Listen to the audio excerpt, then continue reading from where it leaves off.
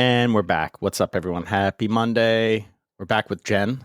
Jen, you've been not missing. here for, I think, did you travel for class or you went somewhere far on the first All of the above. week that you were off? And then the second week, we were going to try to record last week. And I one day was just kind of feeling it. I'm like, I'm just going to hit record and talk, and I'll give you another week.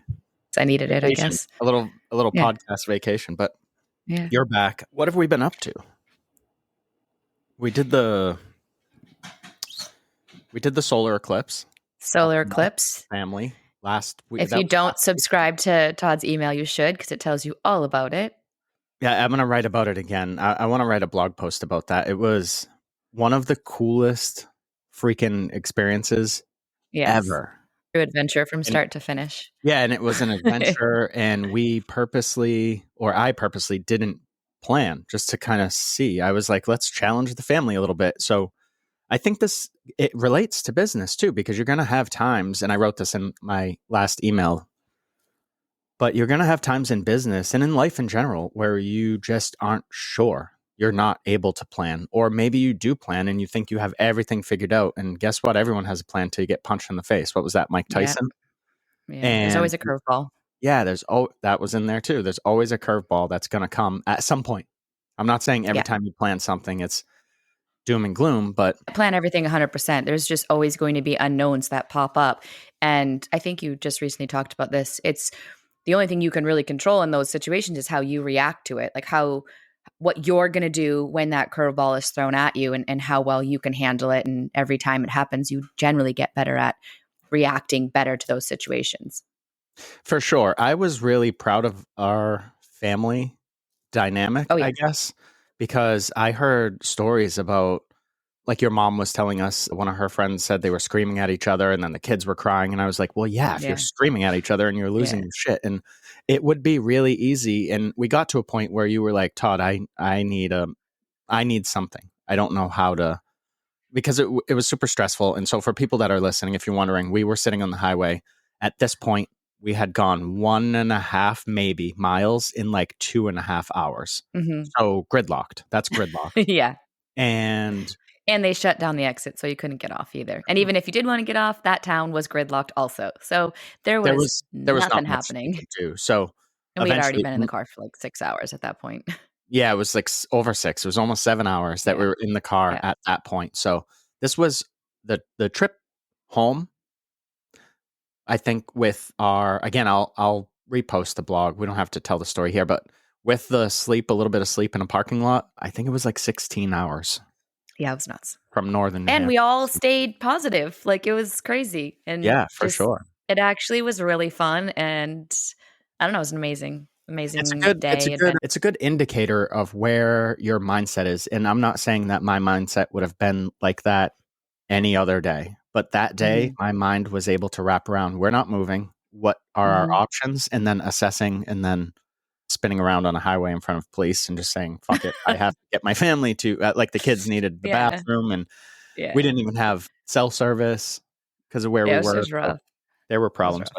So I want to touch on today some carryover that I see from the restaurant industry and apply it to salons. So I saw this post earlier, and this guy helps open restaurants. And he said that his data shows that restaurants without an amazing, consistent experience had a customer retention rate of around 25%. Not great, I would say. But the restaurants that did have an amazing, consistent experience had a customer retention rate of over 70%. Wonderful. And so a lot of it, what he was saying, is sort of the stuff that we say. There were a lot of owners that were willing to pour time and effort into. Now, if you're listening, don't think about this as a restaurant. I want you to think about this as a salon. Mm-hmm. Okay? Owners were willing to pour time and effort into aesthetics, equipment, technology, and food development, right? So we're not doing food development at the salon, but they weren't interested in training, culture, and systems. And those were the restaurants that didn't have great retention? Yeah, those were the separators. Most restaurant owners wanted to pour into the looks of the restaurant. They wanted to pour Hmm. into the equipment that the restaurant had. And that stuff just isn't important to the clients. I mean, those are prerequisites. Like Hmm. your salon, sure, needs to look nice, but that's not why it has to look nice either way. That's Yeah, not why but people people are don't want coming to in. come into a disgusting, gross, out of date salon. So Just like a restaurant. non-negotiable there. Oh, Right. right, it's a non-negotiable, but people Yeah. believe that that is enough, and we see stuff in I think a this. lot of people believe that's what drives their business Yeah, false. is that, which I absolutely agree. I know you know that. So the training culture and systems is what separates you from the pack. Those were the restaurants that had a focus, or the restaurants that had a focus on those things were the restaurants with the 70% retention. Okay. So I see things all the time that I question in this industry where maybe people, and I'm saying people, but salon owners are more focused on amenities than they are Hmm. on the experience. And they think that amenities is the experience, but amenities are not. It's like when I go to a restaurant, the food has to be good. That's the Yeah. prerequisite. Okay. I don't need all this extra stuff. What I do need is the experience to be good. So the food could be like, Yes. okay. Like we have a restaurant in town that it's the food is fine, but it's the way that they treat us. It's the way that when we Hmm. walk in, they know our name, or when we Hmm. walk in, we hear, "Hey, Fords." Like Yeah. it's the way that they say, "Do you want me to put in that side order of of French fries because I know the boys are probably hungry." It's those sort of touch points that resonate more and keep us going back. Yeah. Sometimes day after day because our kids love that stuff right now. But though there are other restaurants that have great food, maybe even arguably better food, although it's different in town here, but the service is really lacking. Right. And so it's Which, difficult oh, to go there. And we've gone there with friends and not friends, but family before. And I've explained to them, like, hey, the food's going to be great. Don't expect to but be this, blown away by any yeah, service. And if you know that, you can wrap your head around it and it's fine. Right. yeah, because you've leveled to where like what to expect walking into it, right? Exactly. So, excuse me. I just wanted to touch on that because I see I guess I see all these places that are like, here's our drink of the month, here's our coffee flavor of the month, here's our whatever. You Like know what you're I mean? not a drink place, you're not a coffee place. Like those are great things to have. I think clients do get thirsty. I think clients show up and they couldn't stop to get their coffee. So it's nice that you have it. But I don't think that's like not what your business is riding on is the drinks you offer. It shouldn't be. And if that is the biggest thing that you think is what the customer wants to experience, I think you need to reevaluate your business. Because if you're a salon, you should be doing the best hair possible, or whatever services you offer should be, that's where your focus should be. We Yeah, just, for can I tell a sure. story? So, yeah, go ahead. Okay. So we have this just happened actually this past weekend at our salon. One of the stylists had asked, could I come over and just help consult? She's had a client and the client has been with her for a full year. And every time the client leaves, she is not absolutely happy with the end result of the color. So this is where it really should resonate that the experience and the experience the stylist is giving to this client keeps coming back for a full year, even though the color every time she leaves is not spot on where she wants it to be, because she loves the experience this stylist is giving her. She loves the salon. She loves everything about that, right? So she's coming in to get her hair done, leaving not 100% happy, yet still coming back in. She's like, we'll get it one of these times. So this last time she came in, the stylist like, can you just help me consult? Because I don't know what I'm missing and blah, blah, blah. We talk for like 10 minutes, the stylist, the client, and myself, kind of just like the end result, how to change sort of the whole entire, the way we're going to go about doing the hair. So, a Um, consultation. consultation was like key here, right? And Yeah. just some different ways to approach what she was doing and different ways to approach it at the end of it. Anyway, client leaves. Finally, after 1 year, it was like, this is the color. And the stylist after was like, how did I not even think to like change these few things? I'm like, you just didn't know and you needed another set of eyes. But I'm like, the win here is this Well, client for 1 year kept going to you, like because of the experience and everything else around you, not just the hair. Like it's just pretty amazing. And I think that's where that's the level up, is that experience you're giving to that client. And I think part of it too was because there was some assumptions it was a toning Mm-hmm. thing, right? It was. And it's a generation thing where everybody gets toned. This client, and when we talked through it, that is not what she wanted. And so it was She didn't actually, need to she be was giving toned. her, yeah, she was giving her a service that she didn't need. She also came from a different salon that definitely, we talked about this, like add on, add on, add on. So Yeah, you she have to had to tone add no on matter what. You stuff in have to order add to that. like, Yeah. yeah, to stay in that salon. Where we coach to is, I'm like, well, but what does the client need? And if they What don't is need it, best don't for the add it client? on, like, Yeah, yeah. So her mind was blown on so many different ways. And so was the client, and super appreciative of everything we could offer. So pretty sure. cool. I think that's a great story. And so y- I'm not saying don't push stuff, but don't push stuff. Hmm. You only have to sell services to people that need them. I've Right. seen even our younger staff that is working through how they're going to tone a client before they lift the client. I don't know how that's even Okay. possible. What It's not. do you know what you need to It's add or not. take away, or like you're not at that point yet. But we see all this Right. social media stuff where people are posting formulas and people think, "Oh, if I put that formula on any hair, it's going to look like that." Yeah. It doesn't make any sense if you think about it for, I don't know, half a second. I No, and heard I see clients coming in with like, I want this toner. And I'm like, that's not how oh, it you don't works. Like, just right. show me the picture of what you want the end result, and we'll figure it out from there. Yeah, we're talking about customer service, but sit down, Sally. Right. We got this.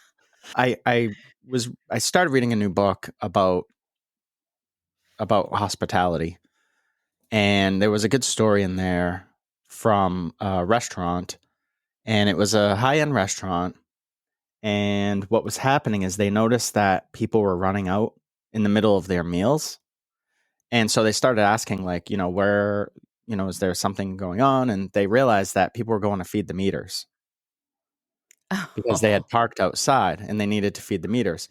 So what they had done was they tested this, and I'm not saying, so don't just start doing stuff. Before I say things, I need to preface it, oh, because don't just start yes. doing stuff. You have to Don't be figure, a spaz. yeah, don't just make massive change or even little changes. Like, think it through, okay? Because Yeah. it, And does it it can be, align with where your business should be? yeah. So what this restaurant started doing was it would just simply ask at the hostess desk, and they would say, "Where did you park? Where are you coming in from?" And if they said they were parked in a meter spot, they would go out and put the 50 cents in the meter for them and then go over to the table and say, "We took care of time because we That's want you to awesome. enjoy your experience here and not have to rush." Yeah. And over time, so they started doing that. It made people really happy. It was kind of blowing people away. 50 cents. It's a 50-cent gesture. Hmm. And they decided to systematize it so that they didn't miss anybody. And they sort of became known for just taking care of people, to this That's awesome. astronomical level. And there were Yeah. obviously other things that were going on in this restaurant, but it can be something as little as feeding a meter for somebody. Think about it. Hmm. We're in the service industry, and that directly lines up with hospitality. I believe that 100%. Yes. And we're bringing these people in to make them feel good about themselves, Hmm. to relax, to take some time out of their day for them, not for us. It's not about us. Right. The part that I love about hospitality, I always think about restaurants because I absolutely loved that part of my life. When you are of service to people, it feels really good. That's the reward. Hmm. That's what you get out of it. I Yeah. never was, and I'm not knocking anybody, but you see all the stuff that's like, I'm an artist and this is my clients are going to do this and whatever. And that's social media for you, right? And everyone can jump on and argue and you can disagree with me. And I'm not saying you're not an artist. I'm saying you would probably be better served if you served better. Hmm. There's a t-shirt for you Do it. for sure. What else was going on with the customer experience? Let me look at my notes real quick. feel like I had some other stuff. All right. Do, do, do, do, do, do, do. I do think it's, especially in our field, I think you see that, like, I'm an artist, being creative, and I think those things are really important. But Super for important. I'm most not taking away from it. yeah, it's a creative industry, and it's amazing. I mean, I love being part of it, but the part that I think does get forgotten often, or so I see on social media, is that being creative and being the artist is part of it, but it's more part of what like what you're doing for that client. So you're allowed to be creative and be an artist, go right ahead, but don't put yourself more important than the client that's sitting in your chair. Like, that's where I think there's sometimes I feel like there's stylists out there that it's all about them, when really those stylists, if you're not busy or you're not retaining clients, the one thing you should look at is, what are you putting out for energy, whether it's on a social media platform, energy in the salon you're working in, your energy. If it's all about you, I would turn it around. And if you can make a 360 and make it all about that person sitting in the chair, and then go be creative and do amazing stuff, you will quickly grow your base, your foundation, and be a lot better at what you're doing. And the busier you are, the more clients, if you can be more creative, because you're not trying to have it to like do all of these things to market to get them in. But if you are literally only about yourself, that's where you're going to start losing people. And it's not about the client at that point. And it should be client, client, client first. You get to do your job, because it is still a job. And like you said, Yeah. Todd, it's customer service, it's hospitality. Like, that's where we're at.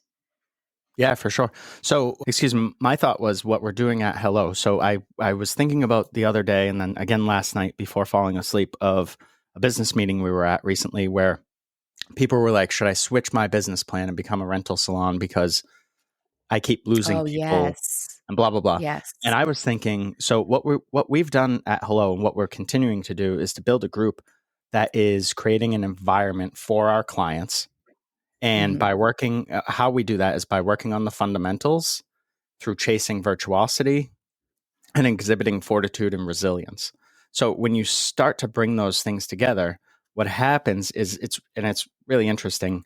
It's clean, but it's not uniform, if that makes sense. Yeah. Did you hear what I said? I saw you looking away. Yep. I was looking at Gwen.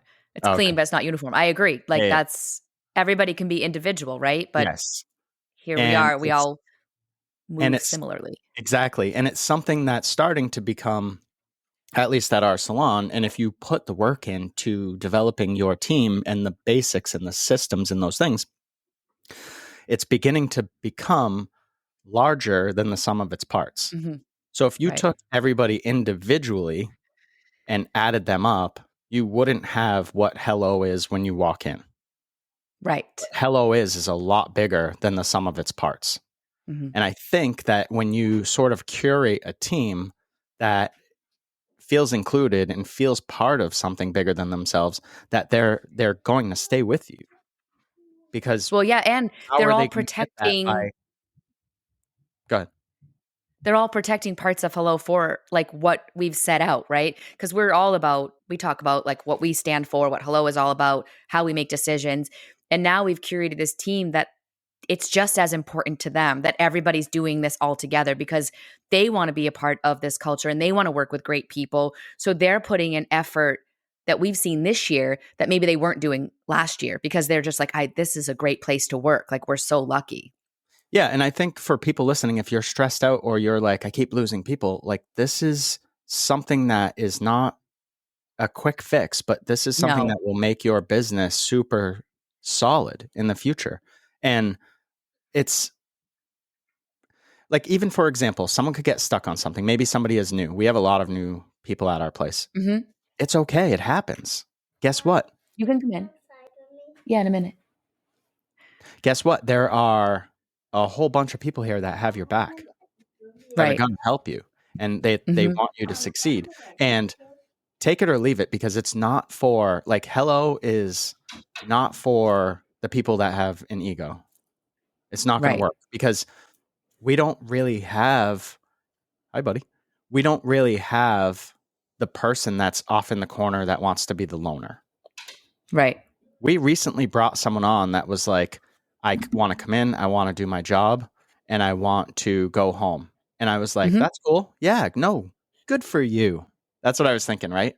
Yeah. And then what was it, day 1 or day 2? Where she So, was, like, you it can tell the just story, but hanging out.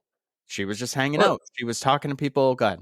yeah. She had also she had to come in to do something for me with me for payroll, whatever, and she was just sitting there talking to me for, like, 20 minutes, and I'm like, "This is not someone that just wants to come in and go home," and she's like, "I just like it here. Like, everyone's so nice, and it's just really awesome." Like, it's literally was like a breath of fresh air for her. She had been in her last salon for 12 years, so didn't know any different and was just like, "Wow, this is amazing." So there's days she does wanna come in and just leave, and there's days where she's just kind of, like, hanging out. Yesterday, actually, when I was formulating with one of our stylists, I'm like, "Do you wanna come help me formulate?" And she's like, "Kind of. Can I come over?" And I'm like, she would have never done that before. Like, it's just cool. It's very cool. Even with Corey, we have a friend that is a salon owner, and she's in our salon at least monthly, I would say. Yep. Yeah. And she comes in, she just wants to help and be part of Yeah. something bigger than herself.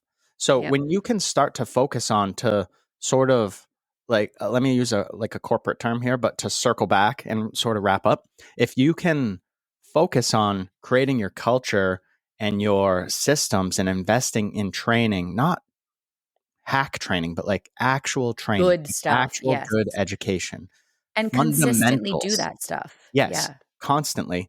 Then what you're Yeah. going to do is you're going to start to attract people. So everyone says, I'm never going to find someone that has 10 years of experience. We just did. And we're not, Yep.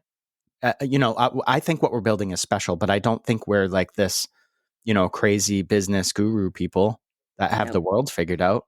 We're just doing the right things for the right reasons at the right time for Yeah. the right people. And we And focus consistently. on, yes, consistently. And we're Yeah. focusing on the people that are on our team. And by doing that, other people have started to be like, hey, what is that over there? I want to Yeah. be part of Yeah. that Yeah. too. We Right. have currently 2 people that own their own businesses that are in our salon working on days, Yeah. and we Because they just want to had be part of our team. yeah, and we just had a 12-year person that came over to our salon. And I have actually a wait list. I started a wait list of people that have been reaching out. And I didn't expect anybody to accept being on a wait list, but I have a couple names. They reached out. I said, hey, at the moment, we had to put a hold because we had, a really new staff. And our not loyalty, but what's the word I'm looking for? Our focus I can't think of a better word at the moment, but our focus needs to be on them. We've committed to them. Yeah. So we need to get them up and running first. And I had a couple of people reach back out and say, I would love to be on your wait list. You just let me know when I Hmm. can come in and chat. And I think that's really cool. And I think that's really special. And I don't think you need all the hoopla. No. I'm struggling with words today. I don't know why, because I I think feel it's amazing, part of but it. So we had the same thing. I had gone to I am helping out with a cosmetology program at Pinkerton Academy, which is just a local school here. And I've done a talk there and met with the teacher a bunch and trying to help the students, as Todd and I have talked about, we have an apprenticeship. I take on an apprentice and currently have one. Anyway, through the program at Pinkerton, the girl had reached out, like, can I meet with you? And I was like, well, are you a senior or a junior? Like, I still have an apprentice. She's like, I'm a senior, but I'd still like to meet with you and see the salon. So I was like, sure, I'll meet with you. She came in, hung out a little bit. We chatted. And she's like, I have met with some other salons that do apprenticeships. Like, I only want to work with you. And I'm like, this could be in a year or so. Like, I have no idea. She's like, I would wait. If you'll let me wait, I will wait. And I'm like, okay, we'll meet. We'll talk back in a couple months. We'll go from there. But like, again, she hung out on this day and was just like talking to the staff and part of it and the vibe of the salon and was just like, this is where I want to be if you'll have me, and I don't want to be anywhere else. And these are like kind of what we're hearing when people meet with us. And it says a lot about what we're doing and that, that these things work for us. And there are people that really are like, I want to be a part of that because I've been in other salons and that's just not what I'm seeing. And it's very, very exciting. But it's work too. Like, don't just think, oh, I'm just going to do that too. Like, we work on these things constantly to keep creating and keep this balance of energy in the salon so that we can have great people. yeah, I don't think you need to blow up your salon if you're listening. I think what you need to do is really sort of figure out who you are and what you want. Yeah, And right. then you need to find a couple of people that want that too. Yep. And they'll know when you show it to them. Right. They're not just going to come in and see your vision. You have to tell them. I post Yeah. almost every day on Yes. Slack and Yeah. in our communication, and I'm writing like stories and I'm trying to Yeah. relate. I'm sharing experiences from the past and I'm letting people know of how we got what's the date today? April whatever. How we got here. Yeah. Like how did we get to, cuz we didn't just wake up and Hello Hair was there. Right. That's been 5 or Yeah. 4.5, 5 Yeah. years in the making. And rolling hills of that, there's ups, Yes, there's and downs. and we're still not where we wanna be. That's the No. other thing. So don't ever think that you're going unless you set it up to sell or something like that, or you set it up Right. where you wanna be a hands-off owner. We've decided we Mhm. don't want that. I don't know where that goes in the future. Maybe in the future, we have a management level that is strong enough that we can step back from the day-to-day at the salon.